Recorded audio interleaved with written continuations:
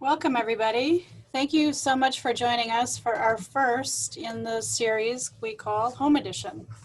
Glad to have you with us today. Home Edition is a virtual series of curated artist talks, workshops, and discussions featuring artists and cultural workers. We hope this finds you and your family safe and healthy during the pandemic. My name is Rebecca Trawick. I'm the director and curator of the Wignall Museum at Chaffey College.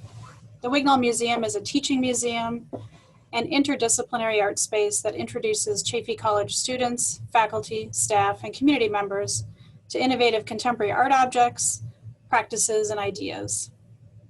By fostering critical thinking, visual literacy, discourse, and empathy, the museum seeks to enhance the intellectual and cultural life of our community. We want to take a moment to recognize that we are situated on the Rancho Cucamonga campus of Chaffey College, which resides on the traditional and unceded lands of the Tonva people. We offer our respect to the elders, both past, present, and future. And hello, my name is Roman Stollenwerk. I'm the assistant curator at the Wignall Museum of Contemporary Art. I want to take a moment to share some Zoom housekeeping with you. Please note we are recording all sessions of Home Edition. If you prefer to keep your image private, please turn off your video in Zoom. The button should be located at the bottom left-hand corner of your screen. Thank you. We also ask that you mute yourself. People are set up to automatically enter in as muted, but if you do notice that you are unmuted, please mute yourself during the session unless you are asking a question or presenting. The mute button can also be found at the bottom left of your screen, and this will keep feedback and interruptions to a minimum and provide a clean transcript of the event. All programs in Home Edition will be transcribed and captioned for those who can benefit from those accessibility measures. Please visit us at our website, www.chaffey.edu/Wignall, that's WIGNALL, to see the recordings. They should be available in approximately 1 to 2 weeks after the event dates. A few additional reminders on Zoom. For your questions, please write your questions for the artist or presenter using the chat function. We'll answer the questions at the end as time allows. Thank you. Thanks, Roman. I also want to give a shout out to Andy Hadel. Andy is the Wignall Museum's preparator, and he also serves as the studio tech for the Studio Arts program at Chaffey College. He will be assisting us behind the scenes today. So, hey, Andy. Great. So today's presentation, Zines 101, History of Zines and the Rising Popularity in Academia, will consist of some historical information, a look at zines in academia, and some hands-on time to make a zine together. So as Roman mentioned, feel free to ask questions as they pop up, but we probably will respond to those after the presentation during the Q&A as time allows. So bear with us here, and I'm going to get my presentation going. And thanks again for joining us. I see a lot of familiar names and faces, so it's wonderful to have you all with us today.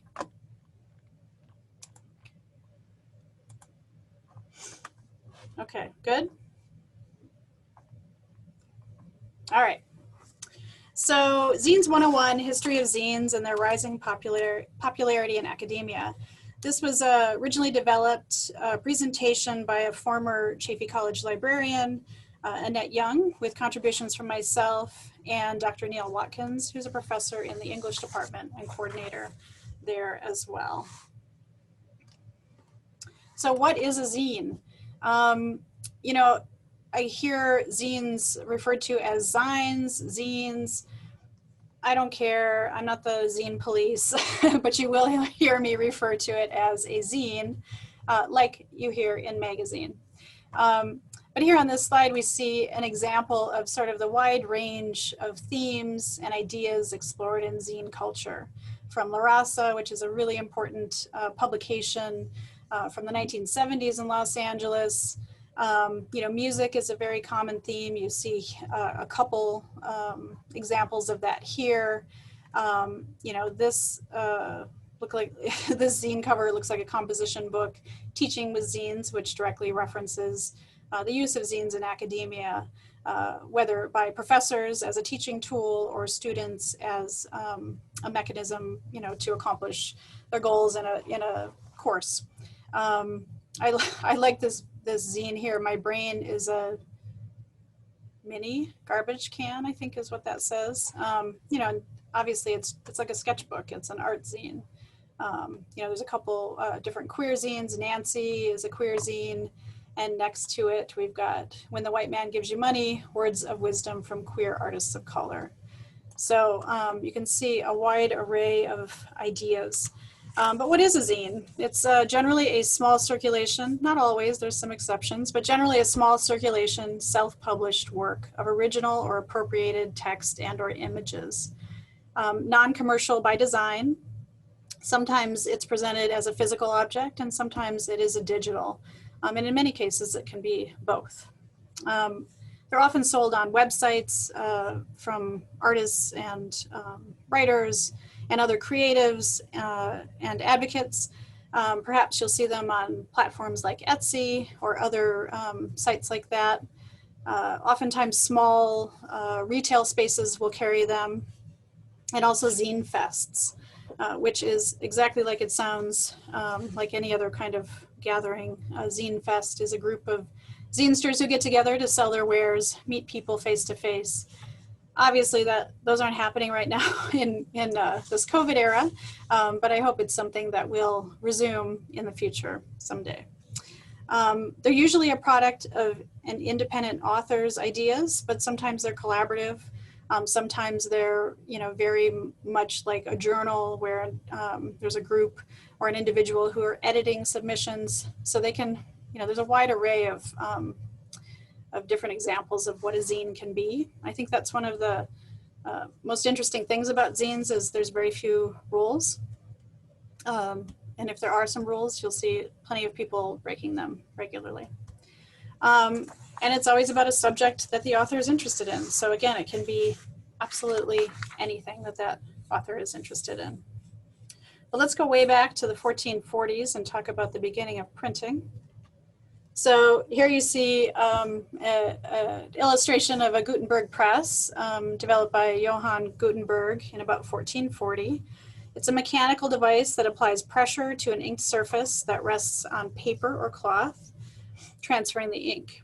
The printing press was one of the most influential events that started the printing revolution, which was the start of making large quantities of printed materials, of authors sharing ideas, and reducing printing costs as well. So accessibility, printing started to be accessible.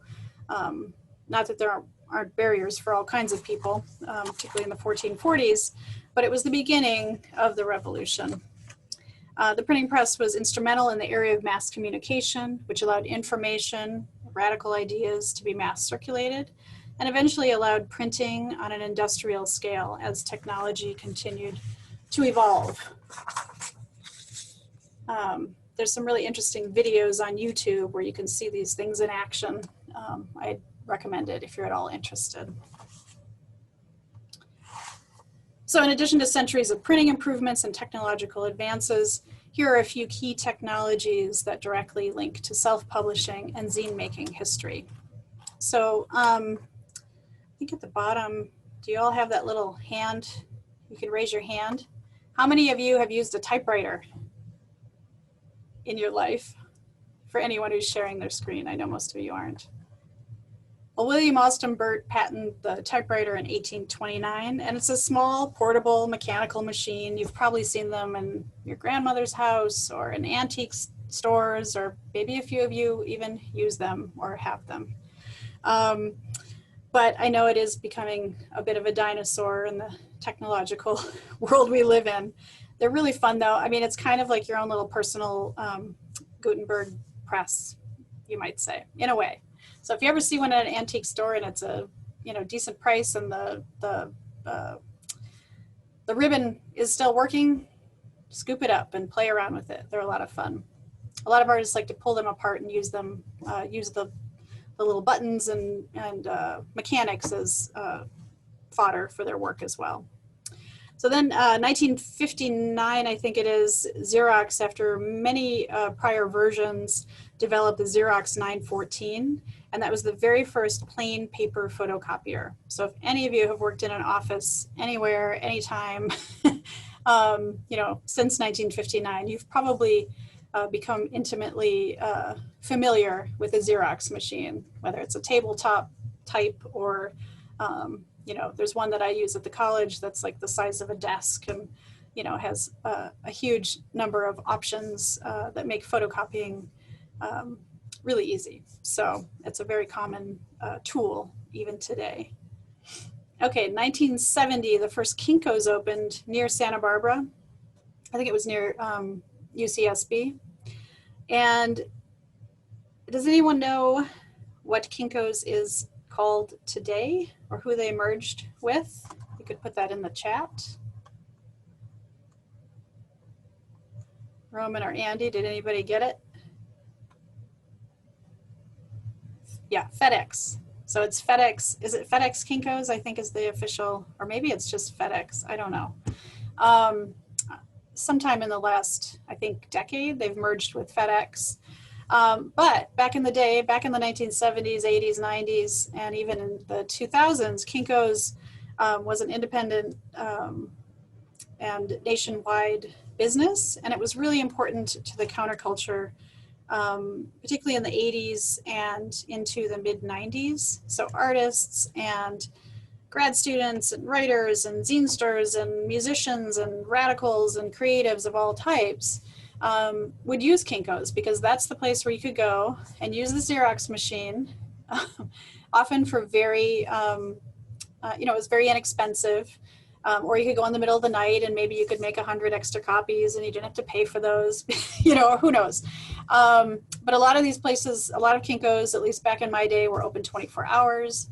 And so, whether it was after bar closing or you didn't have a place to stay or you're working on a project, you might be hanging out at Kinko's, which sounds probably really strange today. But it was kind of cool back in the day, I'll tell you. So Kinko's was really important, I think, in terms of accessibility, in terms of the average person being able to access a Xerox machine for little to no cost to develop one's work. And then in 1981, IBM released their first PC, giving public access to this technology like never before. Although I think COVID is showing us, right, with millions of children hopping online or needing to hop online to complete their education, there is still an access issue even today. So I think that's really important to recognize. But of course, the personal computer allowed people to do a lot of design work and research in the comfort of their own homes. So it's really important in terms of zine making. So next we'll move on to just a few examples of some historical zines. And I think it's important to recognize that, Frederick Douglass and the International Ladies Garment Workers Union, they didn't call these zines. That language wasn't used at the time.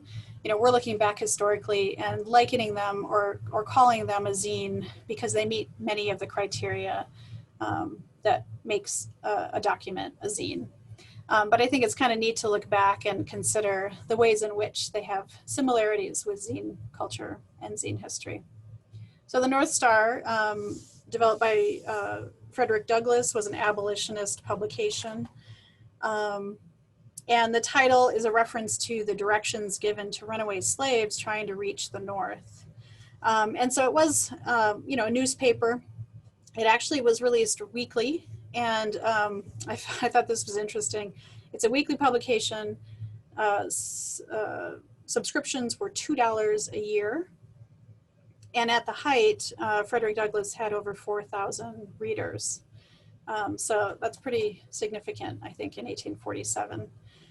So it doesn't necessarily meet the criteria of, small circulation. Maybe by today's standards, probably not in 1847. But it's an important, historical document nonetheless. From 1930 to 1933, if we go to the center here, we see the comet. And this was, I mean, it actually is very much zine-like. They probably called it a newsletter, but the Comet is a sci-fi zine from Chicago, and it was the Science Correspondence Club. They actually did all of their correspondence work together through the USPS. And so everything was done through the mail. And so, so it was a small document, you know, cheap and easy to send across the country to membership. And it actually looks very much like zines of today. In 1934, here's an example from the International Ladies Garment Workers Union, or the ILGWU. It was once one of the largest labor unions in the US and the first to have primarily female membership. It was founded in 1900, so here we see this 34 years later, and it was founded in New York City. And this is an example of an informational and recruitment pamphlet. This would have been in the height of them doing a great deal of recruiting to continue membership and increase it. Then here we see the Black Panther Party for Self-Defense. This is actually a reproduction. I couldn't find a good example of an original cover. Some of you may have heard of the Black Panthers. I hope most of you have. But they're a revolutionary socialist political organization founded by Bobby Seale and Huey Newton in 1966 in Oakland, California. You'll see that a lot of this history does actually come out of California. Perhaps my research is biased, but I just thought of that. The Black Panthers challenged norms about policing, police brutality.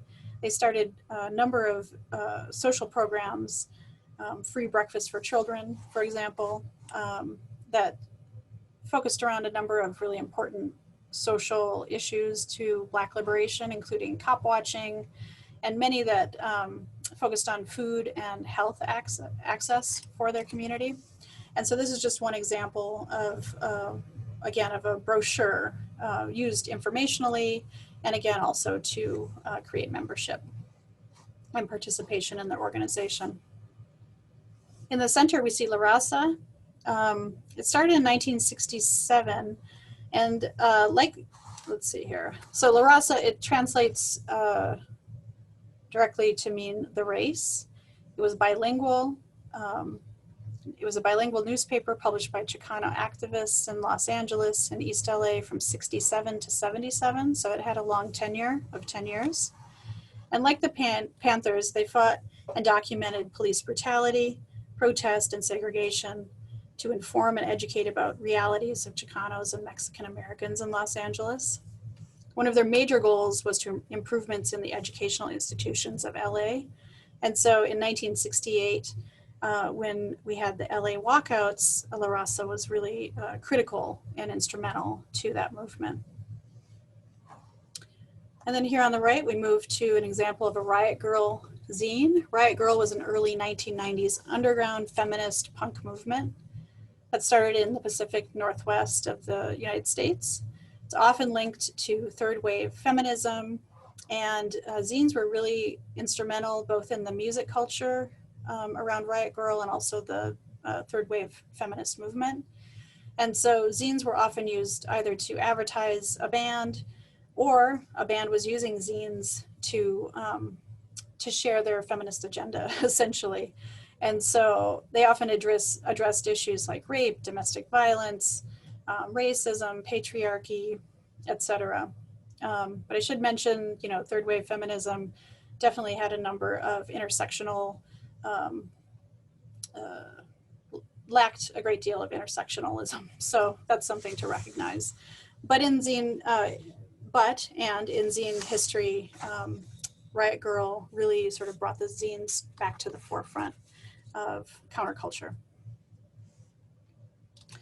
So those are just a few examples. There are many, many more, of course. It's used in a great deal of marginalized and other communities. But hopefully this teaches you that zines can be about anything and can be made by anyone. So often they're informational, you know, sometimes used in recruitment or activism and protest. oftentimes to document activism and protest. Usually by nature,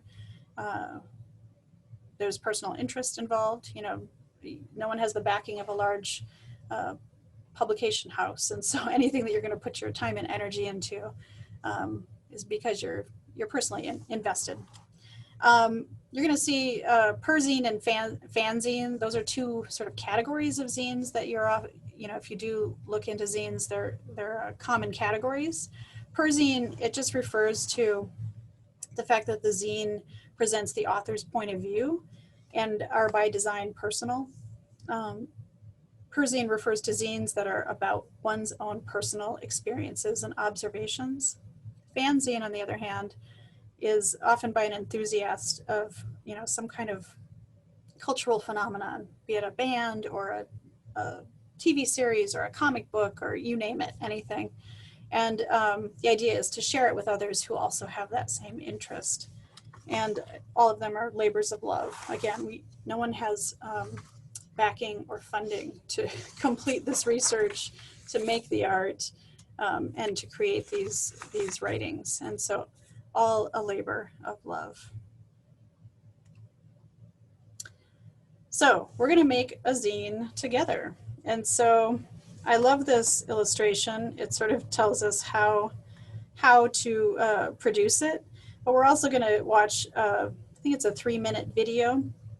But before we do that, I'm going to give you all a couple minutes to gather up scissors.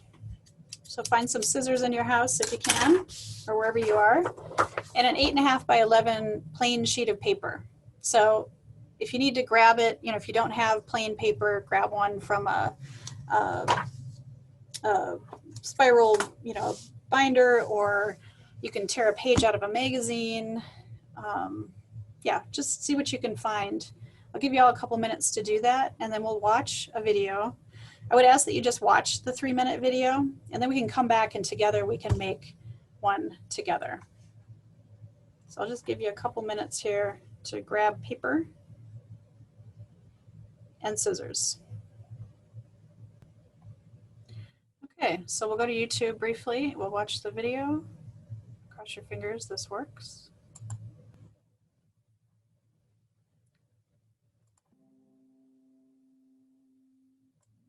Zine making, it's so much fun. All you need is one single piece of printer paper, 8.5 by 11 inches. With this, you can make an 8-page zine, believe it or not. So, how do you ask? It starts with folding. Fold the paper hot dog way. Open it back up. Oh, that hot dog was so good, but I'm really hungry for a hamburger now. Good thing I made a barbecue.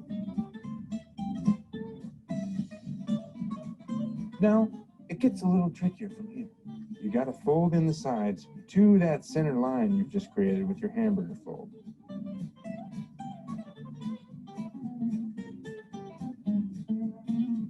Open everything back up. And one more time with the hamburger fold. Now we're going to take our friends, the scissors, and cut a little slit on the folded edge right to the middle. Open it back up, saying hello to our friend the hot dog one more time. Stand it up on its end and squish it together and fold all the pages together. You have the skeleton of your 8-page zine. Now it's time to draw. For drawing, you got to open the whole thing back up again and make sure you have a solid idea of which pages are which. Okay, good. So grab your paper, right? So if you looked at the video, he said hot dog, hamburger, hamburger, hot dog. So let's remember that. You can also do, I've heard taco and hamburger. I don't know. Anyway, so the first we do hot dog, right? So you fold it the long way. Get yourself a really nice crease in the center. The better your creases are, the better your zine will lay flat. Okay. So hot dog. So then we open it back up, and then we do hamburger.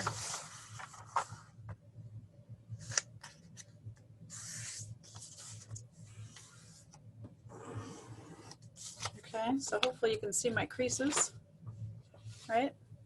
So then, like he said, you have to fold, so hold it like this way, long way, and then you fold into that center crease on both sides like this.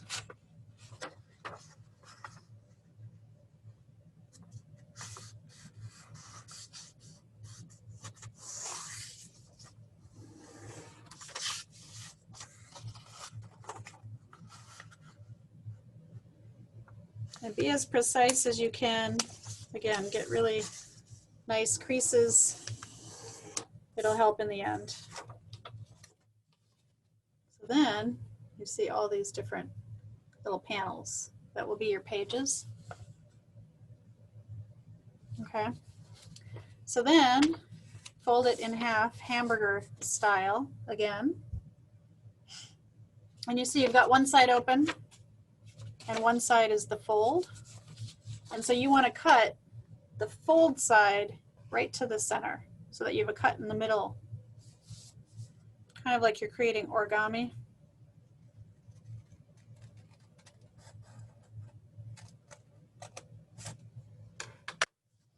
So if you open it back up, you've got this little mouth in the center, this little opening, right?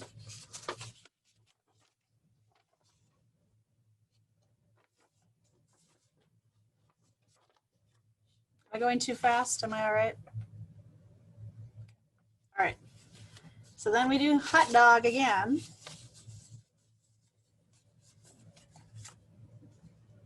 And then if you just push, like if you hold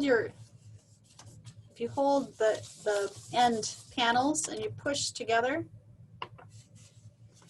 creates this little, again, a little origami shape. And then you can just press together all those pages. However, it sort of organically comes together. And you might have to recrease a little bit because things shift a little bit.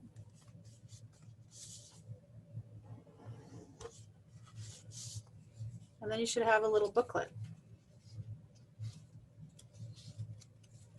Now there are many ways to make zines, many different shapes and sizes. This is just one way that is super accessible. You know, I know zinesters who like this way because it's easy to reproduce. They can create their zine here, then they fold it open, throw it on the copier, and then it's really easy to make mass quantities, you know, 100, I say mass, but you know, 50, 100, 20, whatever they want to make. So it's really simple. And a zinester we've worked with often, Carolina Hicks, she really loves this style because, you know, she said she can throw it in her back pocket and, you know, while she's on mass transportation or has a moment between classes or whatever the situation is, she can pull it out and work on her zine. And so it makes it super easy. You don't need you don't need really any equipment other than scissors and some paper. And then, you know, maybe you have your little kit, you've got markers and maybe a Uhu stick and some, you know, cutouts that you will collage on your zine later. So it's a really accessible, easy way. People of all ages are able to do this. It's something you can do with children or nieces, nephews, whoever you have in your life, grandkids, whatever. And so that's a really cool thing too. So it's sort of like an easy access activity. So if you're interested in zines, this can be a really great way. Ooh, I like your pink one, Roman.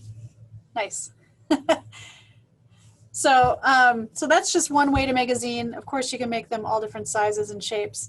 Definitely use the internet. There's all kinds of videos and tutorials, and there are zines about making zines that you can purchase or find online and download, which are really great. So this is just one really simple way. I don't want to leave anyone behind. Are there any problems or questions with your zine? Do you see anything in the chat, Andy? We don't have any questions about the zine in the chat. Sorry. My bad. Okay, cool. All right, so I will share my screen again. We'll go back to the presentation. So zines in academia, why do you think they might be helpful? What purpose can they serve in academia? You know, I think the most important thing to remember is that zines often exist as the only representation of liminal, undocumented spaces and people. So they're really invaluable source material potentially, depending on whatever project you're working on or research interests that you have. And probably in the last, I don't know, 10, 15 years, a growing number of institutions, including colleges and universities, municipalities, and others, other nonprofits and organizations are interested in collecting and archiving zines. And so Barnard was a really nice example of just one university who is interested in collecting zines. And I liked how they described, you know, what their interest is in collecting zines. Barnard zines are created by women, cis and transgender, with an emphasis on zines by women of color. We collect zines on feminism and femme-identity by people of all genders. The zines are personal and political publications on activism, anarchism, body image, third wave feminism, gender, parenting, queer community, riot grrrl, sexual assault, trans experience, and other topics.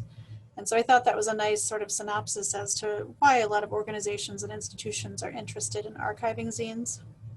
And again, because zines are often created with a very small distribution, you know, you could argue that it's really important that organizations and institutions are archiving these materials that could really easily be lost. But that's probably up for debate, right?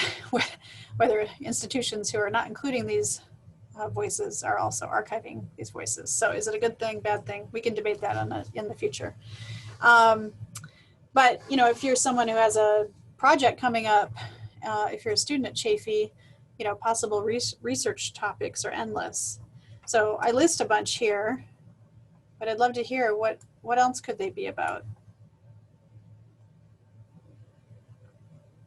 Just include those in the chat. Any ideas?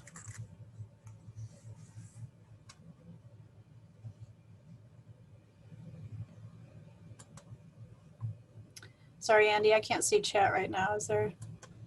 Yeah, something just popped up from C. Jillick. Yes. Any fan-based topic is Yes. as an option? Good, good. Yeah. Yeah, I think voter, you know, like thinking about the contemporary times, right? Like anything about COVID and pandemics, voter rights, that's a huge issue. Immigration, I think any sort of, you know, political action issues could also be included in that. Yeah, thanks, CJ. She also says student interests. And from Christopher Allday, every blonde male, a main character in a Tim Burton movie. Yes, good, exactly. I want to read that, Chris. Yeah, I think it's really interesting. There's also notable collections. If you're interested in looking this up, at the Austin Public Libraries, Texas A&M, Duke University, the New York Public Library has a really great zine collection. Milwaukee Queen Zine Archive, and many, many, many others. And so it's interesting to see, you know, sort of the values around different institutions and organizations, and you know why they're interested in collecting zines.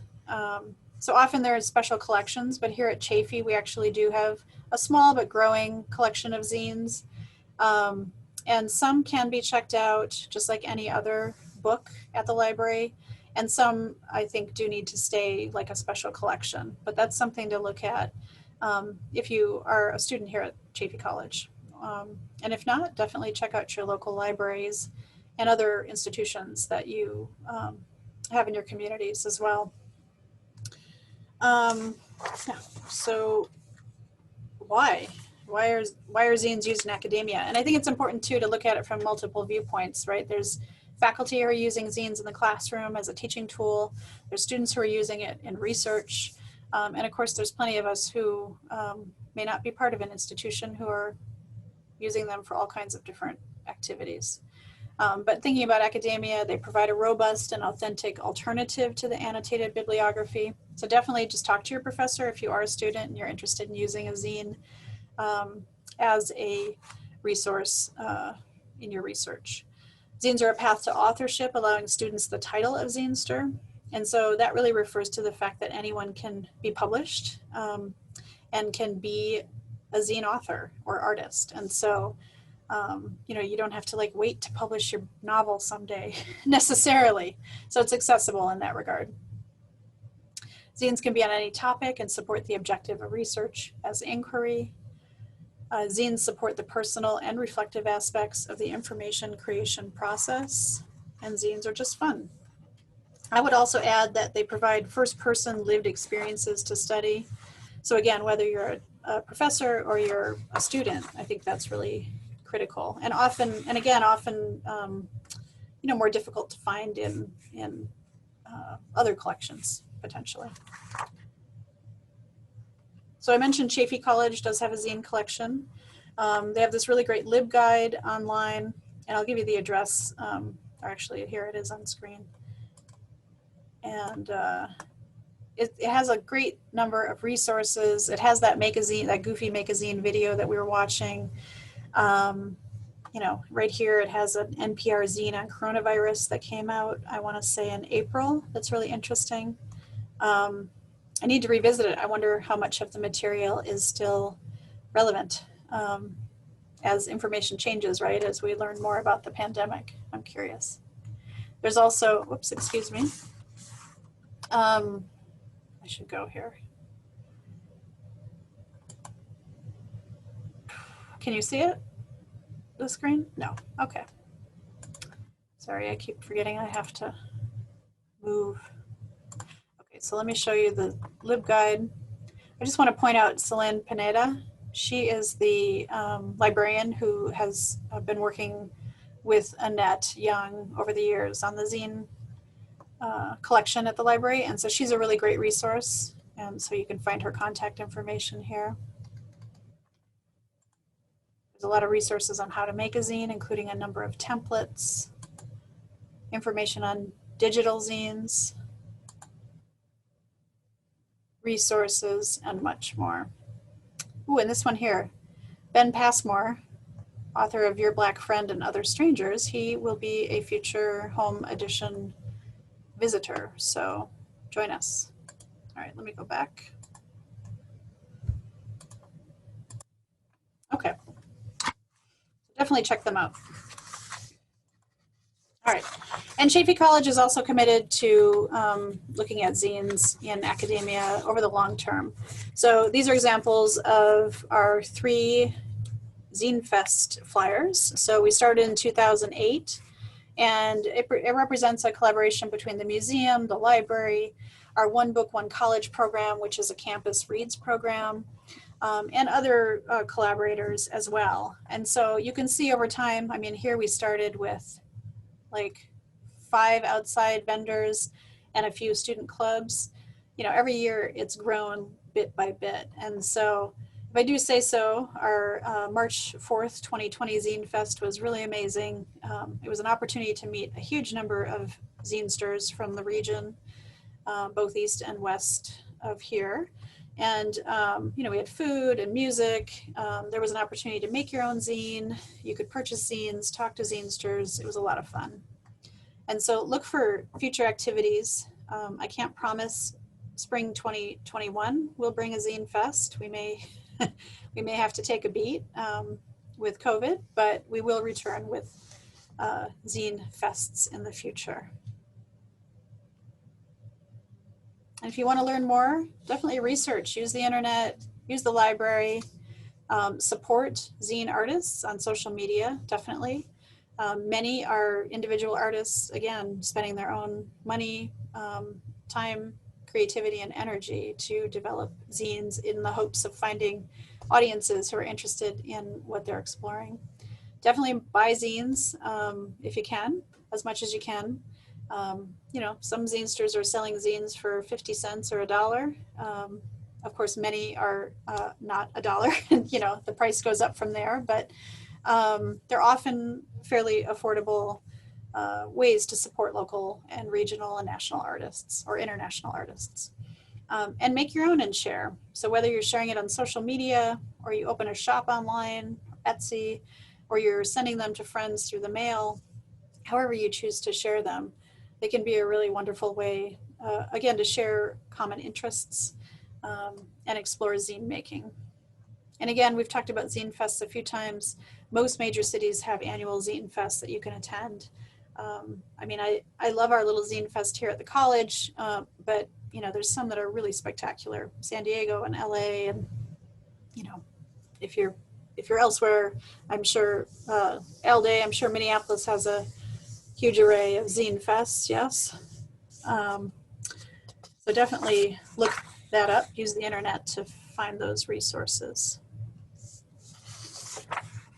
So here I'm sharing the LibGuide address again, so jot that down if that's something you're interested in. And now, later, anytime, myself, Neil, and Selene, we're all more than happy to answer any questions that you have. So feel free to reach out to us via email, whether it's about a local zine question or a generic zine question. And then we do have this survey we would love for y'all to fill out if you can. We'll put this up again after Q&A. But it'll just help us to evaluate our home edition series. And also I invite you to visit us at our website, chaffey.edu/Wignall. This is the first in a large series of workshops and artist talks that we are holding this semester. So please take a look at the schedule and feel free to join us for any future workshops. There are 2 specific zine workshops coming up. I also mentioned Ben Passmore will be one of our guests, and there are a number of other artist talks. So we hope you can join us, and they do all require pre-registration, so definitely visit the site. And I just wanted to share some of the works cited for your reference, and I'm happy to share that with anybody who's interested. So I'm going to stop sharing my screen, but I will put this up after if we have any Q&A as well. So we had one question in the chat from C. Jillick asking, may students from other colleges attend this event, essentially the Zine Fest event? Yes, absolutely. It is a public event. So, you know, we do try to focus on student participation. So in addition to inviting local and regional zinesters, we do also work really hard to try to engage student clubs and groups who want to make zines. But yes, it is free and open to the public. And our hope is that attendees will support local artists in some small way and learn more. And if anyone has any other questions, please feel free to post them in the chat. I kind of have a question for you, Rebecca. Sure. Going back more to like what defines a zine. Mm-hmm. It seems that zines in their very nature, you say that kind of there are no rules, and that they kind of avoid mass publication and commercialism and that sort of thing. But from an artist's perspective, I mean, where does that, is there a line, you know, where something is a zine and no longer a zine, or something is maybe a comic book and something is not one? Are there instances where those lines get a little blurry? Absolutely, yeah, absolutely. I mean, I think, you know, like Ben Passmore, who I mentioned, my Black friend, you know, he identifies as a comic book artist. Like, I don't know if he necessarily identifies as a zinester, quote unquote. So yeah, the boundaries are very gray and muddy, I would say. Yeah, I mean, where is it a zine? Where is it a magazine? Where is it a publication? Where is it a comic book? Yeah, I think a lot of it is sort of self-identified. And so other times it's people like me saying, oh, that's like a zine. You know, it's kind of like the North Star. Frederick Douglass's newspaper was a newspaper. It's not technically a zine, right?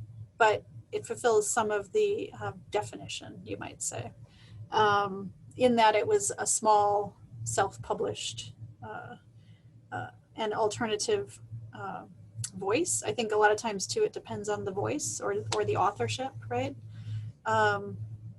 yeah, I'm not answering that very eloquently, but absolutely the lines are very blurry. I mean, I have to admit there's a lot of really gorgeous, high production value, essentially magazines that are art focused or photo focused specifically. And the quality is really fabulous. And, you know, on the face of it, they're not very zine-like in that they're not sort of rough-hewn, photocopied, you know, sort of rough-edged. But I've seen many of the authors and publishers calling them zines. So, but I think sort of philosophically, the zine world is very open and not interested in policing very heavily, right? What those definitions are or where those parameters are. That's been my experience anyway.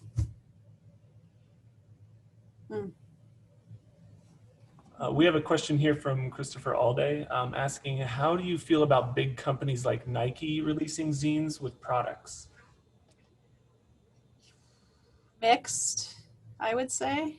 I mean, how do you feel, Chris? I mean, part of me thinks it's a little gross because it's co-opting a tool of, you know, historically underserved communities and voices for a corporate venture. So, I mean, I think that part of it's kind of gross. On the other hand, does it encourage young people or consumers to question zines, to look up zines, to find out more about them?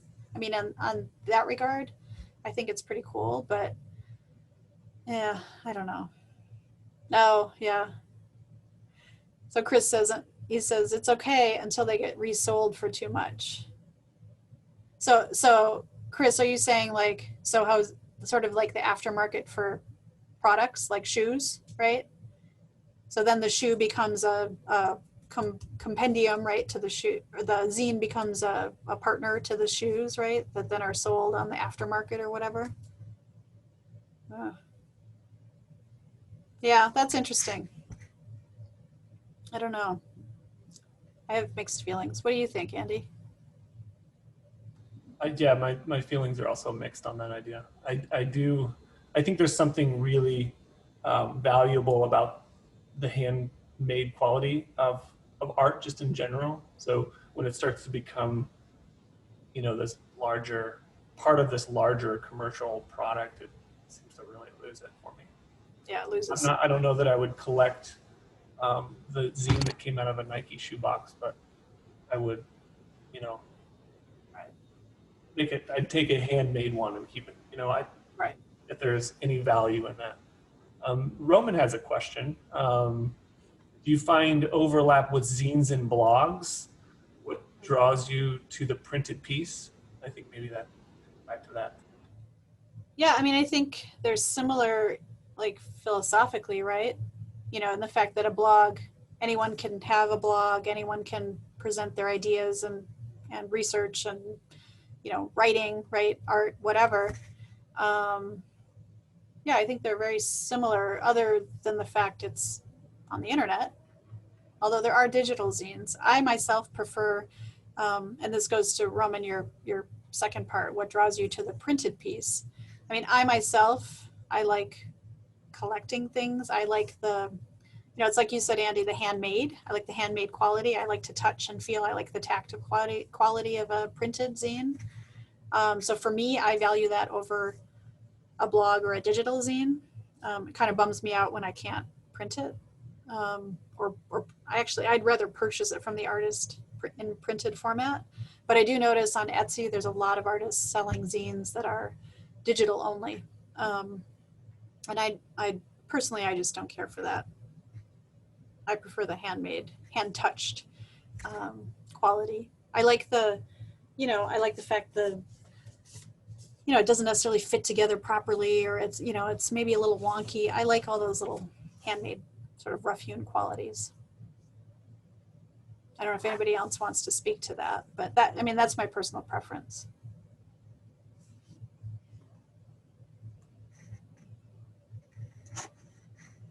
Anything else? I don't see anything else in the chat. Okay, sure. Well, we're getting close to time anyway, so I think Roman's going to close us out here. And while he does that, I will put up the screen again with the survey link. And it's a quick survey, a minute or two, just to get us a better sense of our programming. So thank you. Thanks, everybody. Take care. Be safe.